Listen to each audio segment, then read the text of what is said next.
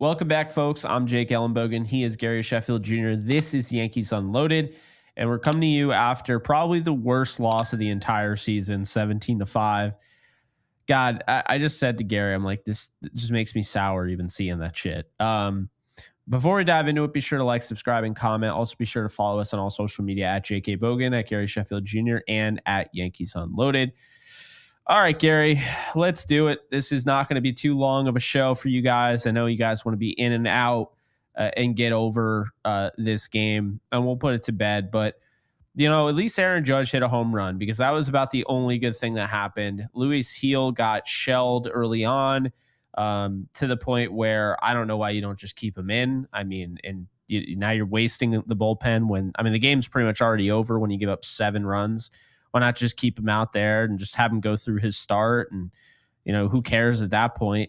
The fact he only gave him 1 in a third innings pitched. I mean, Boone mentioned it. Their bullpen is depleted. They have to go to AAA. They sent down Marinaccio again. I don't know how he's always the guy that they send down. I didn't think he was particularly horrible in this game. The guy that they just traded for, Hill, he gave up a 3-run shot almost instantaneously. So that was great. Yeah, just not really much to take away good. You know, I saw people dunking on Tonkin, but, you know, to have a guy coming in the 9th and the 8th and the 10th and then be like, hey, come in the second inning. I don't really blame Tonkin. I got to be honest with you there. Plus, he was just used last night. Why would he be ready to pitch at that point in the game? It's so dumb. Explain that to me. So think of it this way. Aaron Boone, essentially, just to make this short and sweet, because this show's only going to be about 12 to 15 minutes. Aaron Boone told us that this bullpen's depleted. Well, Aaron, why is it depleted? Why is everybody gassed? And the funniest part about all of this is the Yankees chose for this to happen. The Yankees chose that Garrett Cole was going to return against the Baltimore Orioles, which was a bad decision in itself. But they came into the game saying that he's going to have a pitch count. And he gets to 62 pitches in his start, right? Didn't really face too much trouble. Overall, he pitched pretty nice. But if you really think about it, they pulled him from that game from that point forward and needed to burn like 5 relievers, okay? So consider this. They chose to essentially pitch Garrett Cole 4, maximum 5 innings in a game and then use the remaining 4 innings guaranteed to burn your bullpen, and then came into today's game with Luis Heel, who's essentially a rookie pitcher, and said, we have nothing behind you, okay? We are depleted. You need to go 7. That's exactly what Luis Heel knew coming into the first inning today, and guess what? Baltimore's lineup is good enough when you put pressure on a player and say, you need to go deep into this game. Well, he started this game. He's like, I need to be around the strike zone. Long behold, guys like Cedric Mullins, Henderson, Rauschman, Mountcastle, they did damage. They're too good for you to get outside of your approach, because when Luis Heel normally goes into a start, usually the pitchers that were before him, he knows that they've gone length. They've also utilized the relievers the correct way. So now he knows coming into his start, I've got guys behind me. I have to do my job. He came into this knowing he has to go above and beyond. You're not going above and beyond against Baltimore. You need to do your job. So they put him in a situation that was never going to work. He got shit on. And then we had to deal with the consequences. Now we have to go face Atlanta. Everyone's gassed. And we have no one to blame but Aaron Boone. We've talked about on this show, we have to give people credit when it's due. You do something good, we're going to talk about it. If you want to hear something good about Aaron Boone, go 4 episodes ago. We'll give you 30 minutes of material where we talk and break down each thing he did that was great. This episode, it was shit. It was bad. And frankly, some of the mistakes he made some mistakes today. And some of those mistakes were the fact that Jose Trevino was catching. How's he catching? I don't know. We talked about that earlier today when we were texting. I don't know how you look at last night and just be like, yeah, you know what? Wells is actually hitting well, by the way. I think the last 12 games he's hitting over 279, I think it is. Yeah, he's Something doing like just that. fine. He's doing his job offensively, 100%. And he's also not half bad defensively. So I just don't understand what they were thinking about with Trevino here, who, by the way, was just as bad offensively today. He was horrible. Grounding into that double play, that was kind of an example. Defense wasn't very good today. Yankees had 3 errors, 2 of them being Cabrera. Starting to see a little bit why they don't play Cabrera every day. He's already got 6 errors on the year. And he doesn't even play every day. So that's not good. Yeah, I'm expecting Trevino's bat to fall off a cliff, by the way, and it has nothing to do with anything he's done necessarily offensively. The comment section agreed with us last night. They were saying, what exactly? When you and I were both talking about how this is not good because Trevino's bat he's going to come back down to earth, and then he's not going to have either side. And the comment section agreed.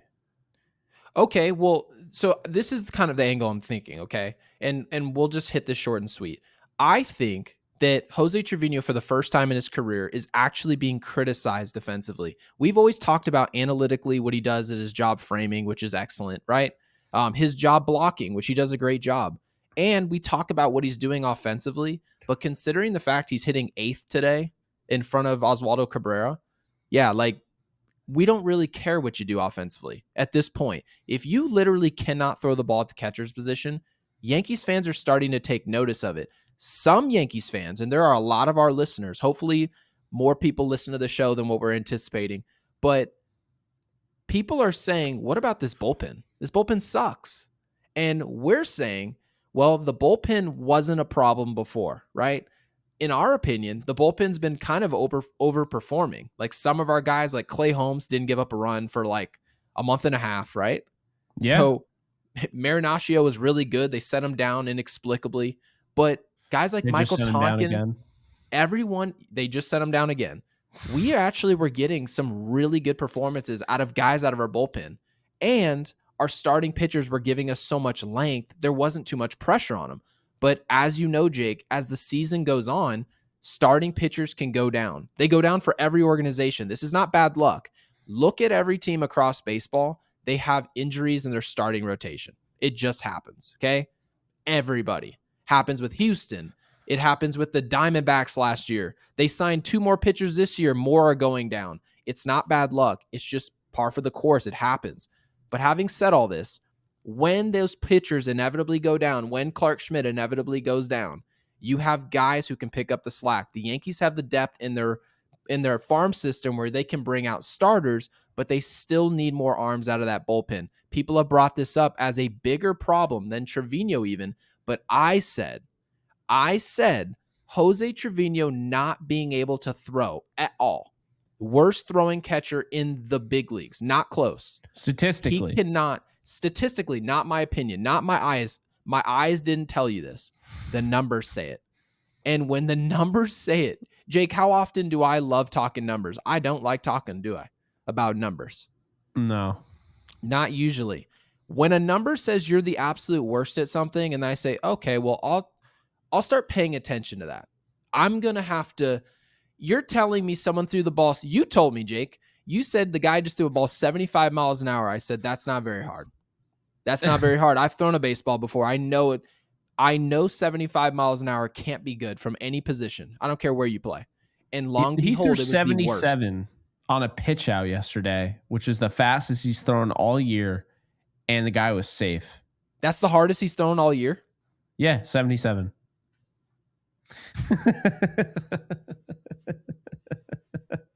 I don't care what. How can you possibly put dressing on this salad in any way to say it's not Olive Garden garbage? It's garbage. It's not good.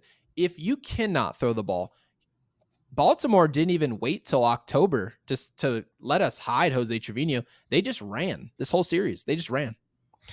All right, you're not going to take him off the field. We'll run. I know Trevino. All right, so this you mentioned salad and you mentioned dressing. So here's the deal. Okay, Jose Trevino's like, because the hitting is like, okay, it just looks like a bottle of ranch dressing, right? And then you pour it on, and it's that poppy seed yogurt dressing. Oh, and my you're like, gosh. and you're expecting ranch. So then it's in your mouth, and you're like, that's what happened because no one expected Trevino. We expected the hitting because remember he started off the year abysmal. I mean, he was horrible. We were calling for his head right out of the get go. We were actually talking about Austin Wells just because he's making hard contact, but also having no production whatsoever to speak of. We were still saying Austin Wells should have been starting. That was what our take was. Yeah. And then Trevino's bat came around, and then we're like, oh, well, we did the whole NBA argument thing. Well, he's good at defense. There's no way to quantify that, but you just say he's good at defense. It's all good. Yep. And if you're good at defense, if you have that reputation, no one gives a shit to actually go and look at that advanced metric. No one that really matters, right? So then you have people will look here and there, but the majority of the fan base won't. So when you're Trevino, you're known as a defensive catcher. You're known as a guy that has a cannon for an arm.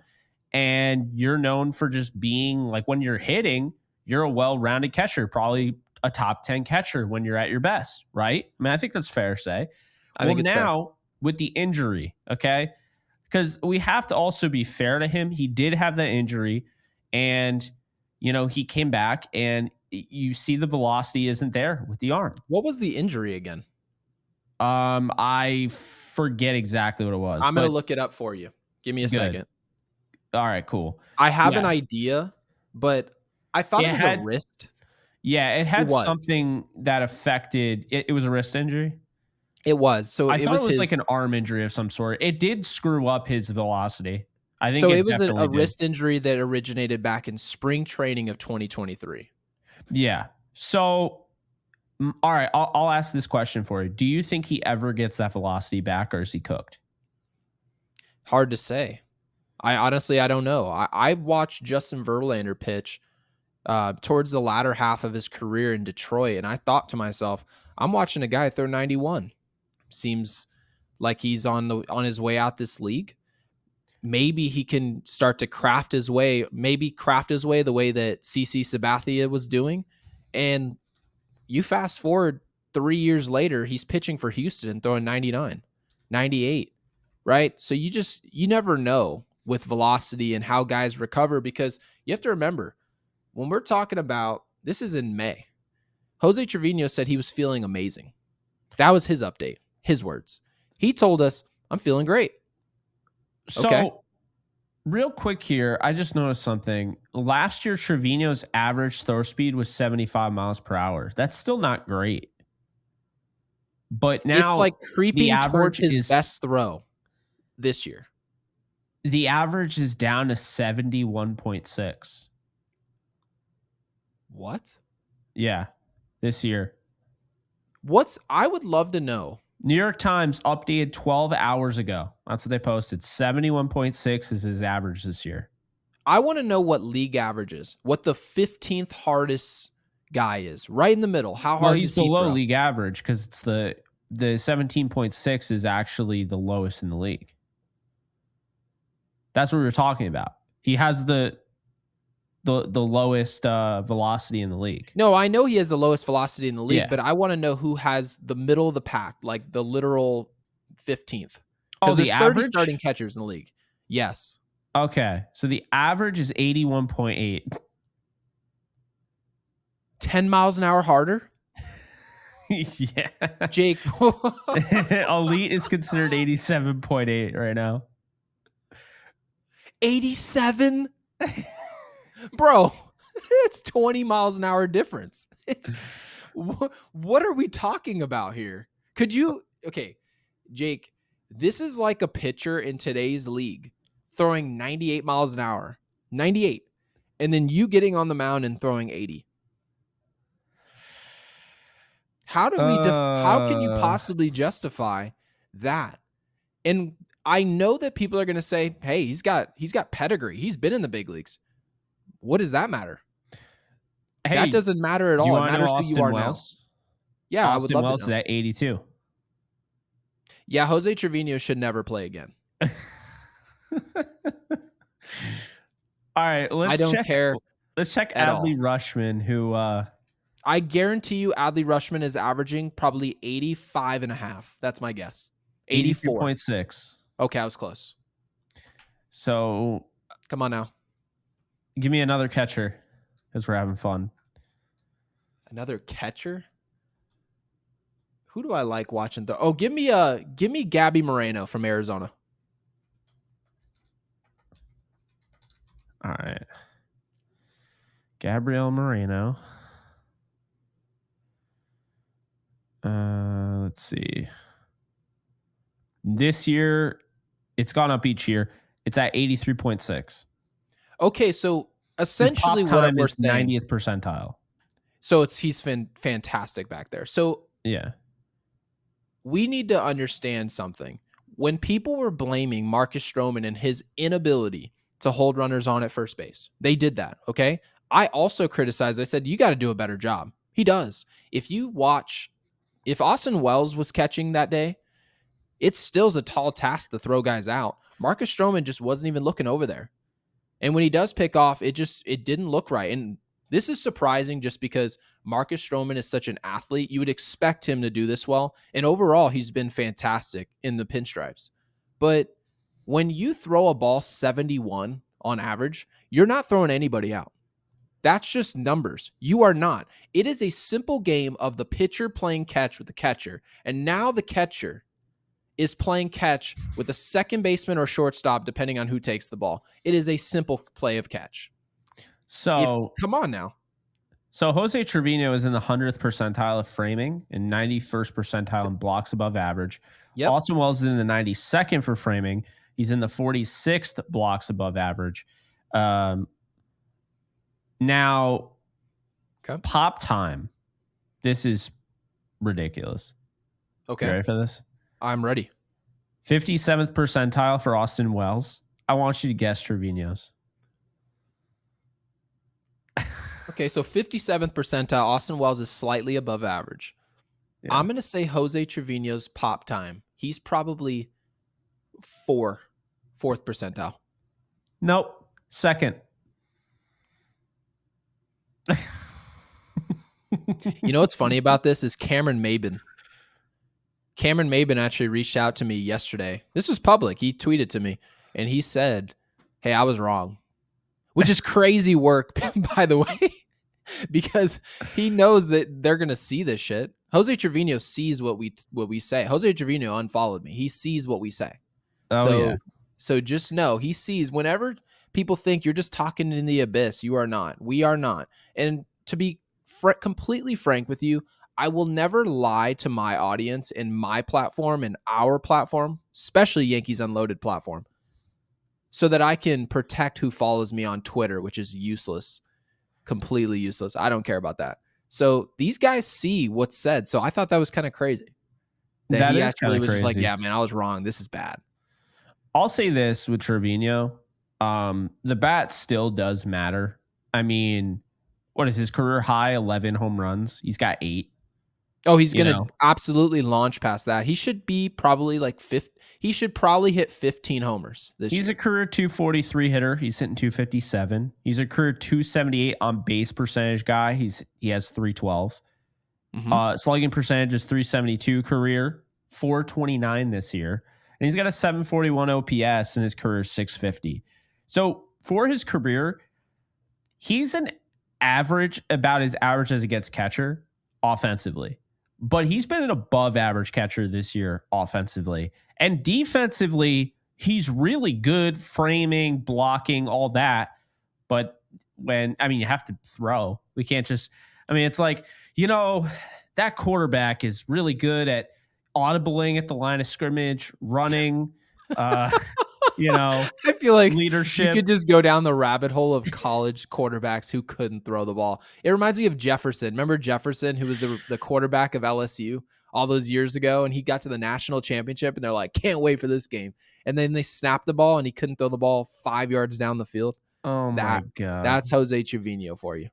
Yeah, I remember specifically watching Tutu Atwell film at Louisville, and Malik Cunningham, who I think plays for the Patriots now. They moved him. Couldn't be a quarterback. It's like every time You have Atwell who ran like a 4.3. He'd be way downfield, and he'd have to run 20 yards in because of how underthrown the ball was. And then people would be like, Tutu Atwell isn't good. He couldn't come down with it. And I'm like, what are we watching? He threw the football like a Frisbee. That's not how the game's supposed to be played. Yeah, it's stupid. Fun fact, there was actually a quarterback in the NFL who threw a football like a Frisbee. If you ever want to look it up, do you know who it was? It's Brandon Weeden with the Browns. Really? I didn't know that. No, he didn't consistently do it. There was a play where he went like this. A guy was about to get him. He just went. And I never saw that. Yeah, pick 6. That's what you get for drafting a 28-year-old quarterback in the first round. Yeah, I mean, that's all they do now is draft players that are, I'm 30. They basically draft rookies that are my age now in the NFL. It's crazy. But big reason for that whole point is the COVID thing, which, by the way, we've talked about and how that affects baseball and prospects. And Ben Rice, why he's 25 instead of 23. But yeah, you kind of got to throw the Hall of Fame stuff out the window. Like all the 500, 600 homers, these guys kind of got screwed, didn't they? Where dude, you're starting your career at 25. I mean, Aaron Judge, it actually took him until 25 to get called up. So it's not like but I mean, he got screwed for not getting called up earlier, right? Because now it's like his numbers will never be up there. A-Rod started when he was 18, 19? So yeah, that is true. But at the same time, it's also easier to play well when you're 25. I mean, that's true. I mean, I literally asked my dad this question. I was like, hey, how was that playing in the big leagues at 19? He was like, terrible. Hey, how is it that Wells is a left-hand batter but throws right-handed? That never made sense to me. Well, actually, no, Johnny Damon didn't do it. Who did that? There's another player who did that. Because Mark Teixeira was a switch. He just chose to throw right-handed. God, Mark Teixeira, I miss that guy. He would fit like a glove on this team, wouldn't he? I mean, just his glove would be useful. I mean, forget about his bat. Just having his glove. Yeah, can he catch? No, I mean, to be fair, though, like the Yankees have so many options at catcher. They don't, it's not even that big of a deal. I do want to touch a little bit on Hill before we get going, the guy that they acquired. Okay. It cracked me up because you know how, like, I think we're guilty of this with Jake Cousins when they got him. We're like, yeah, like all this stuff. And I'm thinking about going back and deleting that video. No, why? It's 1.4K views, bro. What a shame. All jokes aside, and we'll probably see him again soon because I mean they're running out of bullpen guys. Touche. So you get my point. Is like gassing up the new guy. It was all over Twitter when this guy got added. This guy, I forget his name. Is it Tommy Hill? Isn't he almost 35 years old? He's 34. And he's got a 5.63 ERA. And the Yankees Twitter would have you believe they just acquired a 24-year-old pitcher. His whip the last 7 games is 360. Well, he's 34. Trust me when I tell you, I believe in this staff. I know they must see something in him that they feel like, okay, we can turn this around. But don't tell me that we're excited. I mean, what could you possibly get excited about? That doesn't make sense. Here's my thing, okay?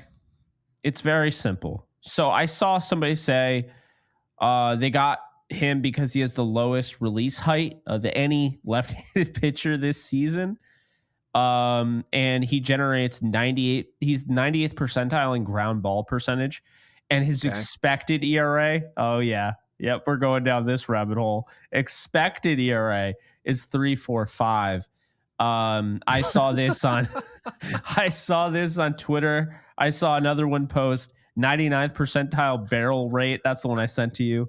98th percentile ground ball rate, and then of course the expected ERA in the tweet. And then everyone's like, oh, well, Matt Blake can turn nothing into everything. Here's the deal. People look at his start in Boston and go, hey, he gave up 6 hits and 4 earned runs. That was more than expected. No. Here's the deal. Okay. If you look up Tim Hill right now on ESPN, you know what hat he's wearing? He's wearing a freaking White Sox hat. He's wearing a White Sox hat. The White Sox, in case you didn't know this, have 20 wins on the year. They're 20-56. And they were cutting him. They were getting rid of him. And the Yankees are like, can we please have him? And they're like, yeah, I guess. And they trade him to the Yankees. Why are the Yankees going after White Sox pitchers with whips above 3? I don't know. His whip for the season is 2.21. And think about this. I actually want to bring this up as well, because I mentioned this to you. And it's not like a huge deal because like you and I weren't very high on him. And he could also be back. But the fact that the Yankees poorly managed this whole thing, you know, everyone talks about service time manipulation and all that. Well, the Yankees ran out of options with Clayton Andrews, who they just called up, who never pitched. So, like, they called him up and he never pitched in this cycle at all. So he just got a big league. He basically just got a big league check, and they're like, "Hey, they DFA'd Delta him first class. Delta first class. You can go home." To make room for, according to Twitter, a 22-year-old arm who's actually 34, an up-and-comer who's about to not be in the league. Are we sure we're looking at the same player? Like, this is actually the player? This is it? That is the player. It's not a typo. They didn't have the wrong URL or whatever. I'm being punked. This is still a big leaguer, so I always try to give big leaguers credit. And yeah, but just because a guy is in the big leagues doesn't mean he's not necessarily supposed to be in the big leagues, but doesn't mean as a contender he has to be pitching for your team. And when you're talking about a solution, and the Yankees, in my opinion, have plenty of them on both levels, all levels, AAA, AA, in the big leagues currently. Obviously, some of them are hurt, but how can Tim Hill, who you just described, Jake, as a ground ball pitcher, the Yankees have, you just said Oswaldo Cabrera is now making errors in bunches. Gleyber Torres leads the league at second base in errors. It's no longer like ground ball pitcher. It's like, I don't want ground balls. I want strikeouts. Hit it right to Anthony Volpe, and we're good. If you don't hit it to Anthony Volpe or hit it to Volpe or Verdugo, and we're good. But I don't understand the draw necessarily of, oh, he's a ground ball guy. Well, when your infield looks like Jeter, Cano, and A-Rod, and Teixeira, yeah, that sounds pretty good. But isn't that funny? People just automatically hear ground ball guy and they're like, "Oh, that's good." Like that, they get rock hard. That doesn't mean they love it. That doesn't mean anything. If you don't have a good defense, who cares if he's? Are you kidding me? His ERA is 10. Yeah, but he gives up ground balls. Yeah, but also what it doesn't say with the ground balls, because it's not like a stat that's like if it's the exit velo is under 70, then he's a ground ball guy. No, it's just ground ball, right? Yeah. So a guy can hit it like 120 miles an hour on the ground. Well, he gives up ground balls. It's like, yeah, wait till he faces. I hope Tim Hill faces Shohei Ohtani this year, so Ohtani can hit a ground ball that still ramps up off the ground and leaves the stadium. So stupid. Yeah. This is where analytics just kind of brings you down a rabbit hole you shouldn't have gone down. I think this is one of those cases.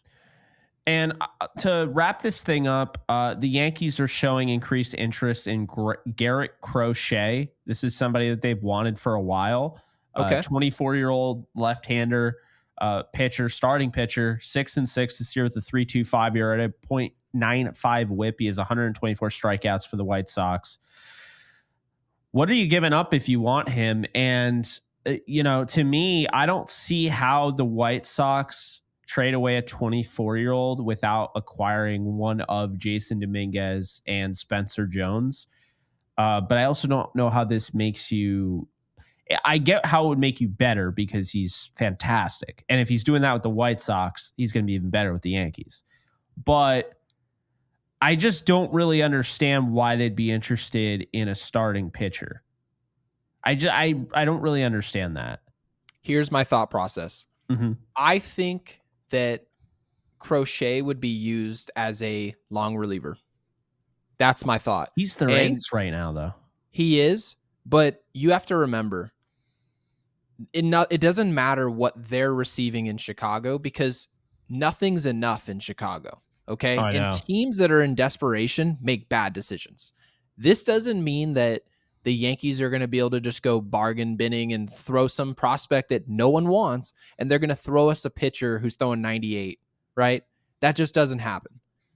But you might be able to maneuver your way. Remember those names that you said, guys like Ben Rice, right? Ramirez. There's some players that you said don't necessarily fit like a glove for the future of the Yankees. They just don't fit. They have kind of some redundancy in center field. The Yankees might look at it as an opportunity. They're a little thin. I would say they're very thin. Pitching wise, on the mound, they're thin. You might be able to go pry Crochet from Chicago because Chicago stinks. Fans aren't showing up. Their owner doesn't care. Don't ask me. Ask the fans of the Chicago White Sox. Okay, go ask White Sox Dave what they think about their owner. That owner doesn't care at all about winning. And when you have an owner who doesn't care about winning, you might be able to kind of maneuver, and that might work out for Brian Cashman. I'm going to check real quick the baseball trade values. I mean, this site, you have to take it with a grain of salt, but I'm just very curious right now on the show before we wrap this thing up. Trading with the White Sox, all right? This just gives us an idea, right? So the White Sox, and is it not letting me choose the Yankees? The hell? Did they paywall this? Would that surprise you? I pay like $90 a month for just a bunch of subscriptions that I don't even touch. And oh yeah, they paywalled it. Apparently it's $25. Anyway, so Crochet, what's he at? Andrew Benintendi is a negative 58.8 value. That contract is butt. Crochet is 64.8. So I can't put the Yankees in. I guess I can only use. That's weird. I can only use the White Sox. It's like they read my mind. What the hell? You could only select the White Sox. That's their paywall. I'm telling you, they're listening to us. So okay. Real quick, looking at the prospects. Arias, for a lot of teams around the league, they have him as one of the top prospects in the Yankees farm system. He's fourth right now, according to MLB.com. There was one team that had him number one in their farm system, Roderick Arias. He's in single A, won't see the bigs until 2027, they're saying. He's 19 years old. Arias would probably have to be a part of that. I also think Pereira would have to be a part of that. I don't know how you get Crochet without Dominguez or Jones, but I don't think the Yankees would do it for that. I think they would give up Arias, Pereira. They like Lombard Jr. I think that's the shortstop they end up rolling with. He was the draft pick. I don't think the Yankees would hesitate trading either Dominguez or Jones for the right player. I don't think Crochet is that player. That's what I don't I'm think he's saying. at that level. But if there was a player you're like, Dominguez. oh yeah, I don't get the for anything. I don't think they'll trade Dominguez at all. I think he's untouchable. I mean, sure, but at the same time, there's not really any player in baseball that you can even say we would want that player, right? I mean, if you really think about it, any player that we would be comfortable trading Dominguez, he's probably not even close to available. The only guy you're trading Jason Dominguez for is the guy you already possess on the roster, and that's Juan Soto. That's the only guy that makes sense. You know who I would trade Dominguez? I would trade. Okay, I'll give you a player. I would trade Dominguez and Jones for this player. Do you know who it is in baseball? Corbin Carroll. No, it's actually not Corbin Carroll. I think it's personally the best possible fit the Yankees could ever have. There's one player.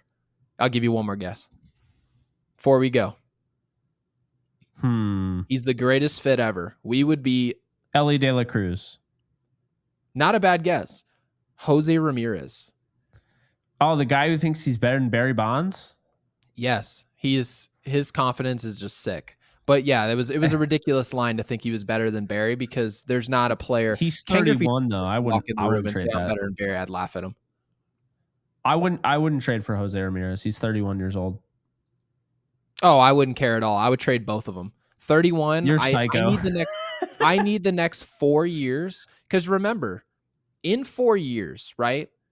Aaron Judge is going to be on the back half of his career, okay, the Yankees have to win a World Series in the next 3 years. That's your window. We're not trying to win a World Series with Garrett Cole as our 3 who's like trying to get through the season. Garrett Cole is supposed to be the ace of a championship team. Aaron Judge is supposed to be the best player of that team. So that window right there is your window to win. So if you bring in a 31-year-old player, when he's on the latter half of his career, so is Aaron Judge.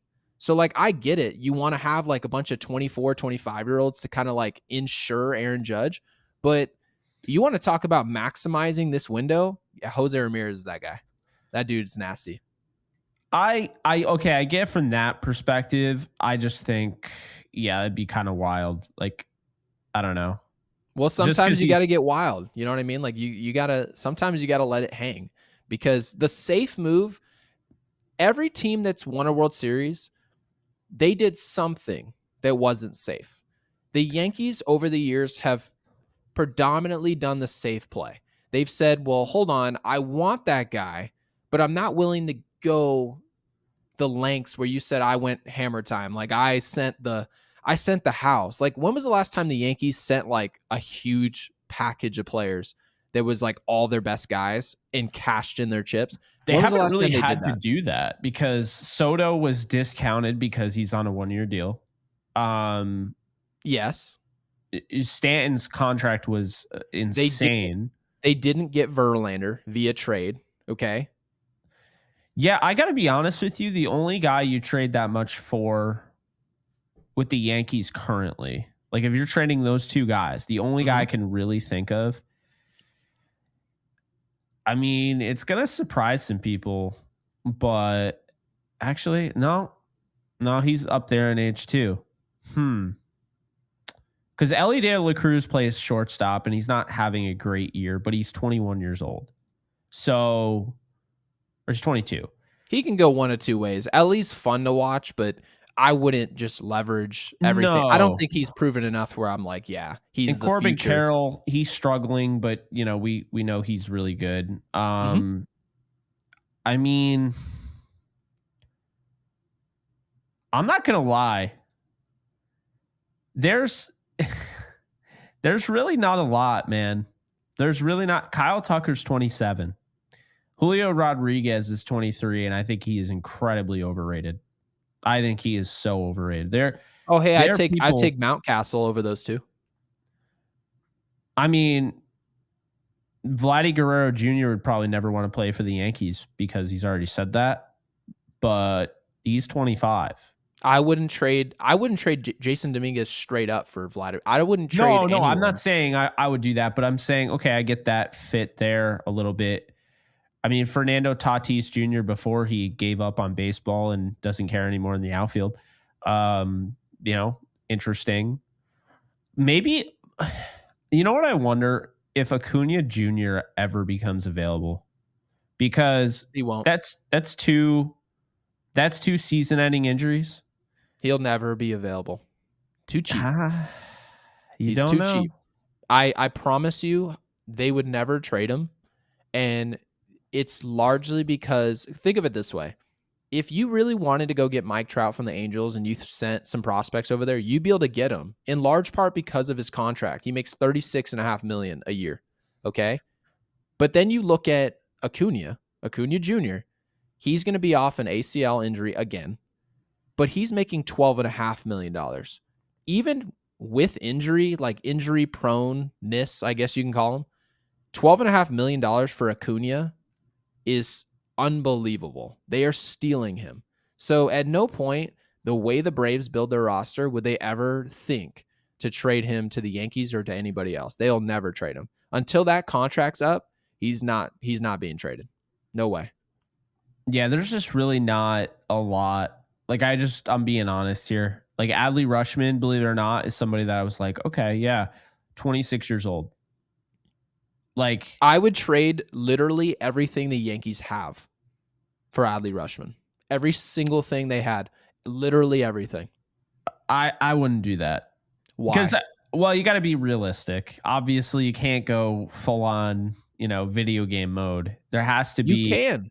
The Los Angeles Rams literally traded like 4 first-round picks in a row, and everyone was like shitting their pants. What are they doing? If they don't win the Super Bowl, Yeah, they'll but never be able to pick picks. again. And then they literally just replenished the whole trade. They literally just Do you know replenished why everything. though?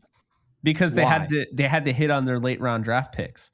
That's Which different. the Yankees can do anyways. The Yankees pick late in the first round anyway.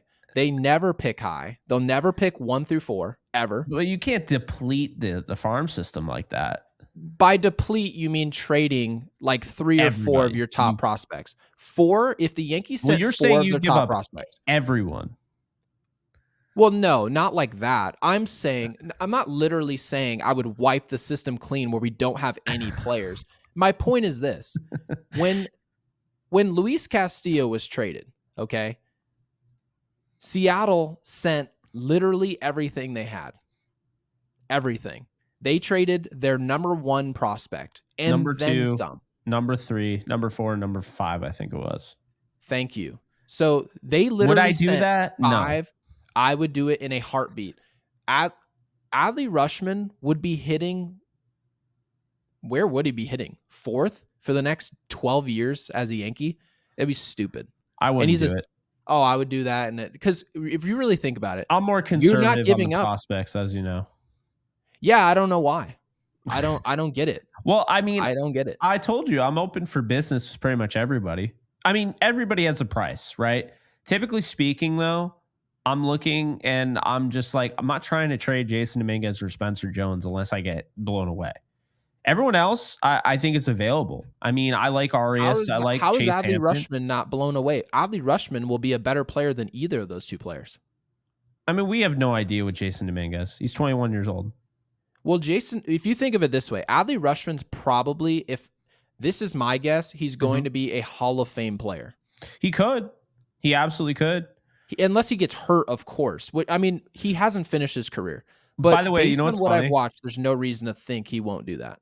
This is what puts it in perspective. You want to know why people were calling Jason Dominguez the Martian and why they were comparing him to Mickey Mantle?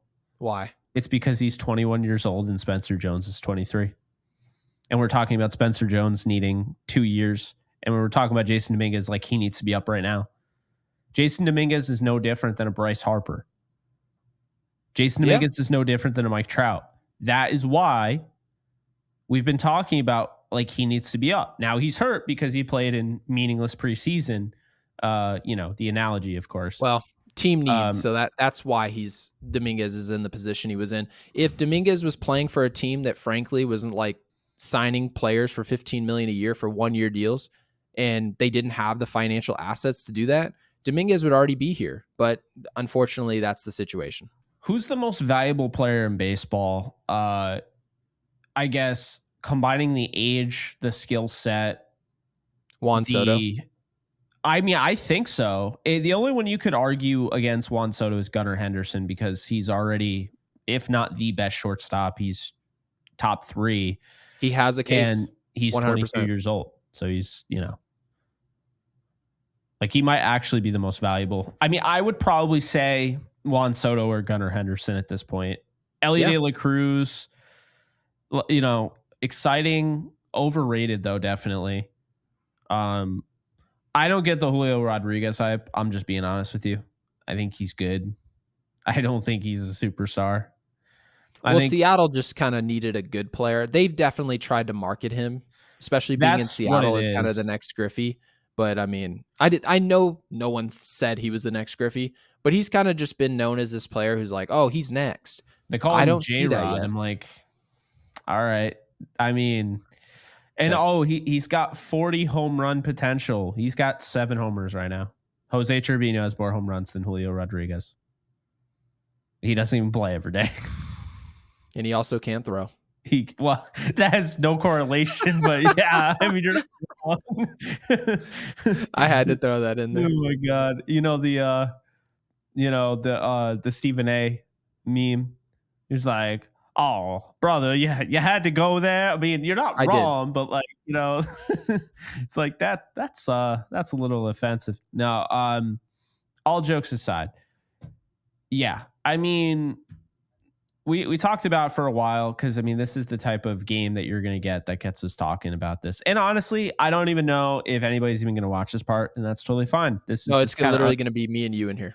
this is us coping with the loss. We're talking about imaginary friends and trades, but but Bobby Witt Jr. I also think would be up there, and I think he'd fit the Yankees perfectly. The question is, you know, Jeter was the shortstop. They brought in A-Rod. A-Rod moved to third, right? If they brought in a Bobby Witt Jr. or Gunnar Henderson down the road, we're not talking about now. Don't freak out, y'all. Where do they play? I think Volpe is locked in at shortstop for the foreseeable future, next decade. I think whoever they got would move to third or second. I mean, I kind of get what you're saying, but I think it's largely dependent. I know this sounds ridiculous as far as what to do with Volpe defensively, like if they did bring in some superstar hypothetically. But I think it's dependent on what Volpe does offensively. And what I mean by that is if Volpe's hitting like 270, 265, 275, that's not a Jeter-esque player that you're like, there's no aura to that. Okay. That's just a good player in this league. And there's nothing wrong with that. But you don't bring in a superstar and say, oh, we can't move this guy. He's the shortstop of the Yankees. Like, that only means something if you're hitting 320. Okay. You don't get to hit 280 and call it a really good player and then say that he's unmovable. Okay. So Anthony Volpe has to do the stuff before we like Jeter him, if that makes sense. Because by the That's time we fair. got A-Rod, Derek Jeter had already hit 315 like 5 years in a row. So I would say he just had the respect from Yankees leadership to the point where they just were like, we're not moving this guy. And A-Rod, frankly, never asked to play shortstop. So Yeah. he understood it. But imagine like Gunnar Henderson coming to New York and then being like, we won't move Volpe. I'd be like, are you kidding? Step to be aside, fair, Junior. Go to second base. to be fair, Anthony Volpe, and this I think has a lot to do with like, you know, you're talking about, well, if he's hitting 270, he's just a good player. I don't think this is him. I think this is him in year two. I think this is him taking a That's fair. huge 100%. step forward. I think he is going to trend his way up to hitting in the 320s. I think he'll have one of those seasons that Cano had, Jeter had. I think it'll happen. I mean, he's already scored 8 fewer runs than last year, all of last year. He played 159 games last year. He has 8 fewer runs scored than last year. Now, keep in mind, he is leading off. That is a big reason. Still, 86 hits to 113 last year. Already has 86 hits. He could have 100 hits before the All-Star break. He could Impressive. have more than he had in 2023 at the halfway point of the year. He had 60 RBIs last year. He has 27 this year. So again, lead off, whatever.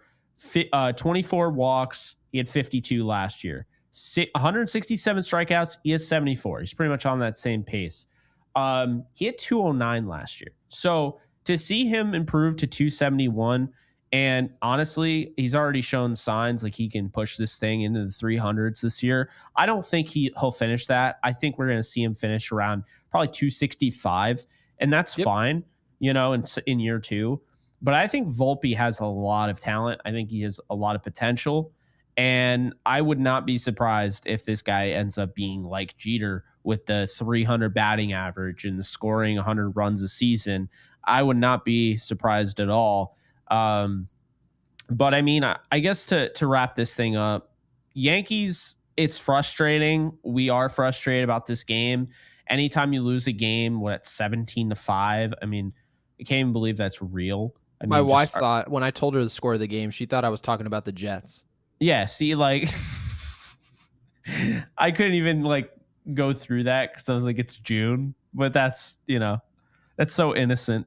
But no, I mean, all jokes aside, like 17-5 is repulsive. You know, it's bad. And, you know, I have to give some of the guys credit. I mean, they still kept fighting. I mean, Judge was still going up at the plate. Stanton continued his, you know, hot hitting streak. But yeah, today just sucked. And the fact that I was at Yankee Stadium against this annoying ass team was even worse. You know, their broadcast made a huge deal about that hitting Gunnar Henderson yesterday. And, Barstool came out and, made an article about how the Yankees, trying to get revenge cost them the game. I have to say real quick before we sign off, that's ridiculous. They were not hitting him on purpose in that situation. There was no way at all. They were trying to win the game. Do you know how I know that? Because if they were going to hit a guy on purpose, they would have hit him in the first game, right? Yeah, they would have done 100%. it they wouldn't have waited until they had a shot in the second game, high leverage situation, done it then. So that's ridiculous. That's all I'm going to say. And we move on to the Brave series, which, you and I will not be out there because it honestly came too quickly. You got a lot going on, as I know.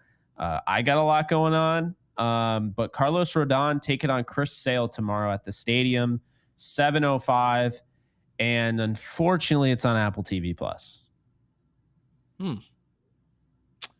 Well, I mean, that's a shame. We'll see if Juan Soto decides to make an appearance. He had one hit in that Baltimore series. He was pretty much a no-show, unfortunately. So we'll see. Tough assignment tomorrow, Chris Sale. He's going to have to stay on his slider. And Aaron Judge, Giancarlo Stanton, a lot of those righties, they're going to have to do the damage. Guys like Volpe, they're going to have to set the table. So it's clear what needs to happen. Our starting pitchers have to go at length because of our bullpen right now. They're beat up. It's clear. It's watch just out right for there in Ozuna. front of us. We have to go out there and score. No Acuna, so let's go. Yeah, watch out for Ozuna. I mean, he is having a crazy season. 20 home runs, batting .316, 63 ribbies. So yeah, this is not the usual Atlanta though. This team is not. They're not what we're used to. Where they're not good on the road either. Yeah, they're not. They're below not 500 Atlanta that road. we're, like I said, they're not Atlanta that we're used to. Atlanta before was a juggernaut. And they have a couple guys having bad years. Acuna's out. But, they have had some resurgences. They made the deal for Chris Sale. He's been excellent. So tough assignment for game one, but we have to be up for it. Absolutely. And, Atlanta is still trying to stay pace in the NL East. They're probably not winning that division because the Phillies are that good. But the Yankees, they're still in first place in the AL East, believe it or not. I know Baltimore fans have you believing otherwise, but they're still not. Like they're not leading that division right now. They're out of it by half a game, and the Red Sox have won 5 straight, so they're trying to creep up there as well. So we'll see what ends up happening. Big game tomorrow, big series. Got to take care of business. Set to be 81 degrees at the stadium. Atlanta is favored in this game, so we'll see what ends up happening. Hopefully Rodon gives them at least 6 and the bullpen doesn't completely implode. And hopefully we see Wells in the lineup tomorrow. But that's going to do it. Can't believe this episode went as long as it did. But actually I can because I'm your co-host and I talk a lot. This is true. Guys, when we're not rolling, Jake will talk for an hour. So just know. Absolutely. Oh, you'll talk a while too. I mean, we'll go back and forth. So this is true. Oh, man. So, all right. Well, we appreciate you guys. Be sure to like, subscribe, and comment, and we'll see you guys in the next episode. Like this video.